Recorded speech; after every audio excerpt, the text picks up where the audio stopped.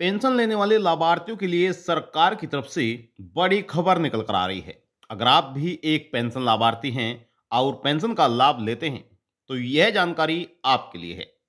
आपको बता दें कि सरकार की तरफ से वैसे तो पेंशन का पैसा जारी कर दिया है, लेकिन जो आने वाली पेंशन है, वह काफी लाभार्थियों को नहीं मिल पाएगी।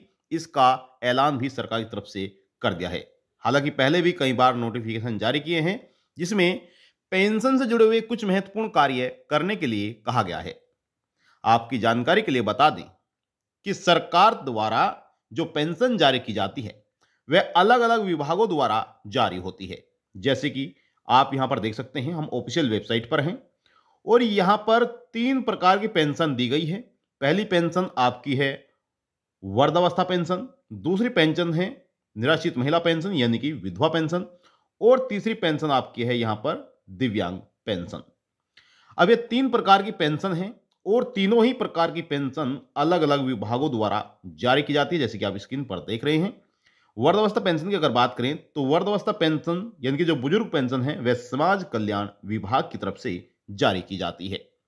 वही विधवा पेंशन जो है, विधवा पेंशन महिला कल्याण विभाग की तरफ से जारी की जाती है। इसी प्रकार से जो दिव्यांग व्यक्ति है, जो विकलांग व्यक्ति है, जो पेंशन का लाभ ले रहे हैं, उन्हें दिव्यांग जन शक्तिकरण विभाग की तरफ से पेंशन दी जाती है। और यहां पर तीनों विभागों द्वारा अलग अलग नियम हैं, अलग अलग दस्तावेज जमा करने पड़ते हैं और अलग अलग कार्य ही करने पड़ेंगे, तभी आपको आगे पेंशन मिल पाएगी, अन्यथा आपकी पेंशन बंद हो सकती है। आपको बता दें कि सरकार द्वारा जो अभी हाल ही में पेंशन दी गई थी कुछ समय पहले, तो उसमें भी काफी लाभार्थी ऐसे हैं जिन्हें पेंशन नहीं मिल पाई है। हमारे पास काफी कमेंट आ रहे हैं कि हमारे पास अब तक पेंशन नहीं आई है, हमें पेंशन नहीं मिली है। तो देखिए, इसमें कई कारण हो सकते हैं पेंशन ना मिलने के, वे हम आपको इस वीडियो में बताएंगे, जिससे कि आप अपनी आने वाली पेंशन को आसानी से प्राप्त कर सकें। और आपके पास क्या क्या दस्तावेज होने चाहिए उसके बारे में बताएंगे, और क्या क्या गलती आपको नहीं करनी है उसके बारे में भी आपको जानकारी देंगे। तो अगर आप पेंशन लेना चाहते हैं, आप एक पेंशन लाभार्थी हैं, तो यह जानकारी आपके लिए बहुत ही महत्वपूर्ण होने जा रही है। अब चलिए वीडियो शुरू करते हैं और आपको तमाम जानकारी देते हैं। अगर आपने वीडियो लाइक नहीं किया है, वीडियो लाइक कर दीजिए। योजना ऑनलाइन फॉर यूट्यूब चैनल पर आप पहली बार आए हैं तो चैनल को आप जरूर सब्सक्राइब कर लें। अब ध्यान दीजिएगा, देखिए जो बुजुर्ग पेंशन होती है, बुजुर्ग पेंशन सरकार की तरफ से 60 वर्ष के बाद दी जाती है। यानी कि जब उम्र 60 वर्ष हो जाती है, उसके बाद ही लाभार्थी पेंशन को बनवा सकते हैं। हालांकि कुछ राज्य सरकारों द्वारा ऐसा भी है जिसमें 55 साल के बाद पेंशन दी जाती है या 50 साल के बाद पेंशन दी जाती है। कुछ राज्य ऐसे भी हैं। ठीक है, अलग अलग राज्य सरकारों द्वारा अलग अलग नियम निर्धारित किए गए हैं।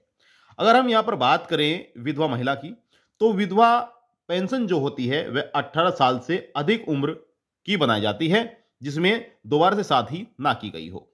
इसी प्रकार से दिव्यांग पेंशन है, यह पेंशन सरकार की तरफ से दिव्यांगों की बनाई जाती है जिनकी 40% दिव्यांगता या 40% से अधिक दिव्यांगता होती है। यानी कि यहां पर 3 विभाग हैं और तीनों विभागों द्वारा अलग अलग नियम बनाए गए हैं। अब देखिए, वैसे तो सरकार की तरफ से जो पेंशन दी जाती है, अगर यहां पर बुजुर्गों की बात करें तो प्रदेश में 55 लाख यहां पर संख्या दी गई है, 55,99,000। लेकिन अभी हाल ही में काफी बड़ी संख्या में नए पेंशन लाभार्थी भी ऐड किए गए हैं, यानी कि नए आवेदन भी हुए हैं, जिसमें अब यह संख्या बढ़कर 65 लाख से भी अधिक हो चुकी है। जी हां, 65 लाख से भी अधिक लाभार्थी जो बुजुर्ग पेंशन लाभार्थी है पेंशन ले रहे हैं। इसी प्रकार से अगर यहां पर विधवा महिलाओं की बात करें तो अभी हाल ही में विधवा महिलाओं के भी काफी आवेदन किए गए हैं, जिसमें यह बड़ी संख्या भी बढ़कर लगभग 30 लाख के करीब पहुंच गई है। इसी प्रकार से यहां पर जो दिव्यांग पेंशन लाभार्थी हैं, नए आवेदन दिव्यांगों के भी हुए हैं। अब यहां पर 11 लाख दिए गए हैं और यह भी लगभग 13 लाख के आसपास जो है इनकी संख्या पहुंच गई है। यानी कि प्रदेश में करोड़ों पेंशन लाभार्थी हैं जो पेंशन का लाभ लेते हैं, और इसमें योग्य पेंशन लाभार्थी भी है, इनकी जो पेंशन के पात्र हैं वे भी हैं, और जो पेंशन के पात्र नहीं हैं, जो गलत तरीके से पेंशन ले रहे हैं, वह भी इसमें शामिल हैं। हालांकि सरकार ने अब नए नियम लागू किए हैं, जिसके अंतर्गत केवल और केवल सही पेंशन लाभार्थी तक और जरूरतमंद पेंशन लाभार्थी तक ही पेंशन का पैसा पहुंचेगा। अब आपको कौन कौन से कार्य करने हैं, अब थोड़ा ध्यान दीजिएगा। अगर आपको कोई सवाल है, सवाल कर सकते हैं, आप सभी के सवालों के जवाब दिए जाएंगे। और योजना ऑनलाइन पूरे यूट्यूब चैनल को आप जरूर सब्सक्राइब कर लें, क्योंकि चैनल के माध्यम से जो भी जानकारी दी जाती है, सही समय पर सही सटीक जानकारी दी जाती है। जो भी राज्य सरकार द्वारा, केंद्र सरकार द्वारा जानकारी दी जाती है, आपके सामने तुरंत हाजिर हो जाती है। अब देखिए, वृद्धावस्था पेंशन, जिन पेंशन लाभार्थियों ने, जो बुजुर्ग पेंशन लेते हैं, सबसे पहले बुजुर्गों से शुरू करते हैं। अब देखिए, जो बुजुर्ग पेंशन का लाभ लेते हैं, उन्हें क्या करना है, अपना भौतिक सत्यापन कराना होगा। जी हां, जिन पेंशन भोगियों ने अपना भौतिक सत्यापन नहीं कराया है, अगर आप भी ऐसे लाभार्थी जिन्होंने भौतिक सत्यापन नहीं कराया है, तो वह सत्यापन करा लें। यह भौतिक सत्यापन आप जनसेवा केंद्र पर जाकर करा सकते हैं, पेंशन का भौतिक सत्यापन। इसमें क्या चाहिए होगा, इसमें आपका आधार कार्ड चाहिए होगा, और ध्यान रहे कि आधार कार्ड में किसी प्रकार की कोई गलती नहीं होनी चाहिए। ठीक है, कभी ऐसा होता है कि लाभार्थी के नाम में गलती हो गई, ठीक है, नाम में गलती हो गई, या एड्रेस में गलती हो गई, या बैंक का अकाउंट नंबर ही गलत दे दिया, तो ऐसी गलती आपको नहीं करनी है। आपके आधार कार्ड में आपका मोबाइल नंबर लिंक होना चाहिए, और आपके आधार में कोई भी गलती नहीं होनी चाहिए, तभी आपका यह कार्य हो पाएगा। बुजुर्गों के लिए हम बात कर रहे हैं।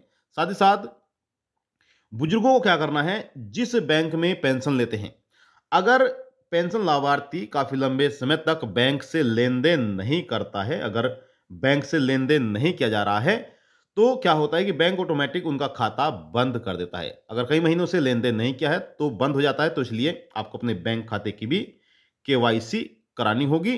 केवाईसी कराने के बाद ही आपका जो बैंक अकाउंट है वह दोबारा से शुरू हो सकता है। अब यहां पर बात करें नेक्स्ट कार्य की, तो देखिए, सरकार की तरफ से अब जो पैसा जारी किया जा रहा है, वह आपका आधार कार्ड के जरिए पैसा जारी किया जा रहा है।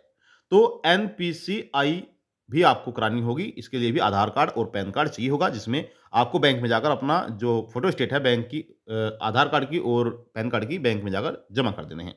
देखिए, इस वजह से काफी लाभार्थियों की पेंशन इस बार भी रुकी है। सरकार ने नोटिफिकेशन जारी किया है, जिसमें बताया गया है कि एनपीसीआई ना कराने की वजह से काफी लाभार्थियों की पेंशन रोक दी गई है। तो आपको यह कार्य कराना है, और बहुत ही जल्द कराना है। अगर आप नेक्स्ट पेंशन को लेना चाहते हैं, अक्टूबर, नवंबर और दिसंबर की पेंशन आप लेना चाहते हैं, तो आप यह कार्य जरूर करा लें। ठीक है, तो यह कार्य कराने बहुत जरूरी है। बात करते हैं विधवा महिलाओं की। ठीक है, अब देखिए, विधवा महिलाओं को भी क्या करना है, अपनी केवाईसी करानी है, पेंशन की केवाईसी करानी है, और अपने बैंक अकाउंट की भी, जी हां, अपने बैंक अकाउंट की भी केवाईसी आपको करानी होगी, अगर लेन देन काफी लंबे से समय से नहीं किया है। और आपका जो एनपीसीआई है, एनपीसीआई भी आपको करानी होगी। ठीक है, यह कार्य विधवा महिलाओं को भी कराने हैं, जिन्होंने यह कार्य नहीं करा रखे हैं। और जिन पेंशन लाभार्थियों ने यह कार्य पहले से करा रखे हैं, तो उन्हें दोबारा से कराने की आवश्यकता नहीं है। अब बात करें दिव्यांगों की, तो देखिए, दिव्यांग पेंशन 40% दिव्यांगता होने के बाद ही सरकार पेंशन का लाभ देती है।